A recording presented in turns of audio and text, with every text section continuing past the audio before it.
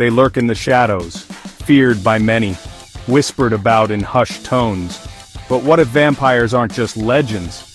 What if real-life cases prove that the thirst for blood isn't just a myth? Now, before you go grabbing garlic and sharpening wooden stakes, trust me, those won't help. Let's dive into 5 terrifying real-life vampire cases that will leave you questioning everything you know. Welcome to MediMysteries, the place where we uncover the most bizarre and untold medical mysteries from around the world. If you love uncovering the strange, the shocking, and the spine-chilling, you're in the right place. The rural landscape of 19th century England was a place of deep shadows and even deeper superstition. It was here in the village of Croglin that a tale unfolded, as chilling as any fictional horror.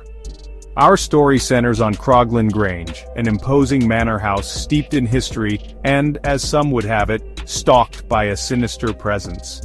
It was a quiet, moonlit night when Amelia Cranswell, a young woman residing at the Grange, woke up to a strange scratching noise at her bedroom window. Her heart pounded as she saw 2 glowing eyes staring back at her from the darkness. The figure, pale, gaunt, and menacing, broke through the window and lunged at her, sinking its teeth into her neck. Imagine waking up to a vampire at your window. Yeah, that's worse than getting a "we need to talk" text. But for Amelia, this was all too real. Her brothers, alerted by her screams, rushed to help, chasing the creature into the night.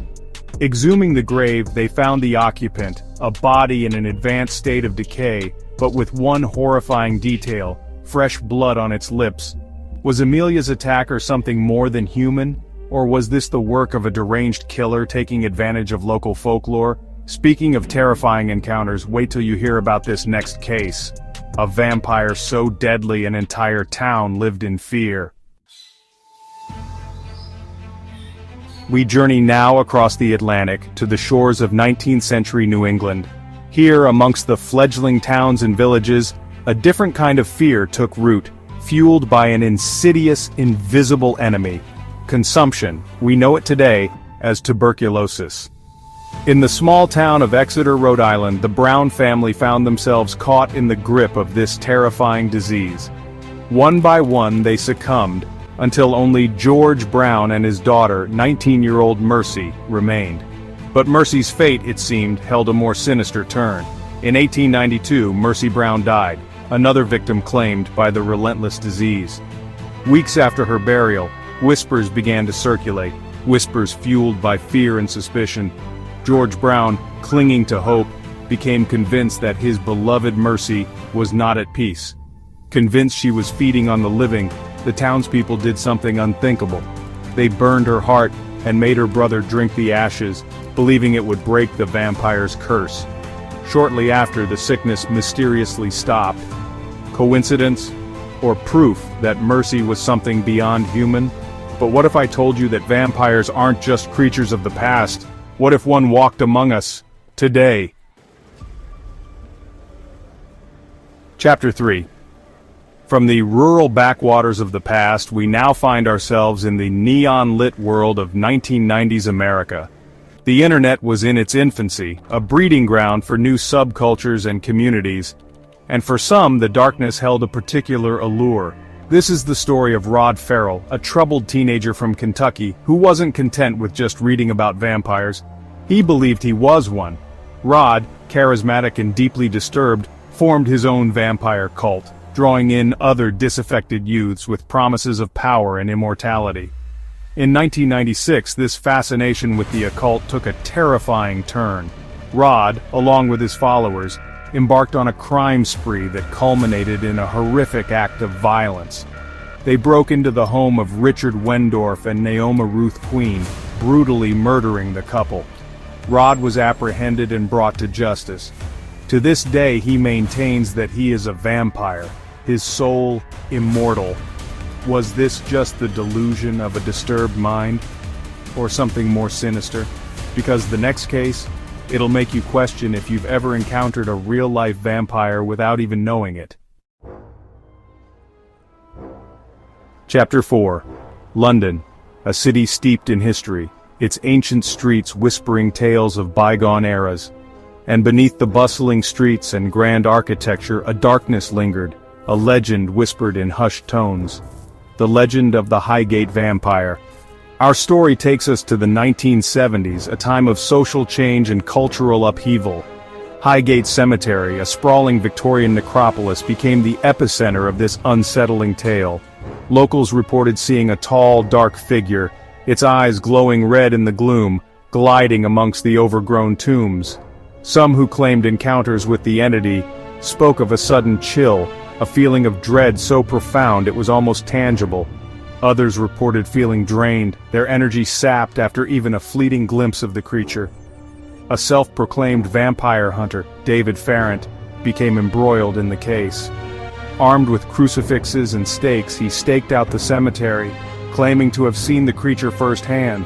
According to Farrant, the Highgate Vampire vanished into thin air before his very eyes.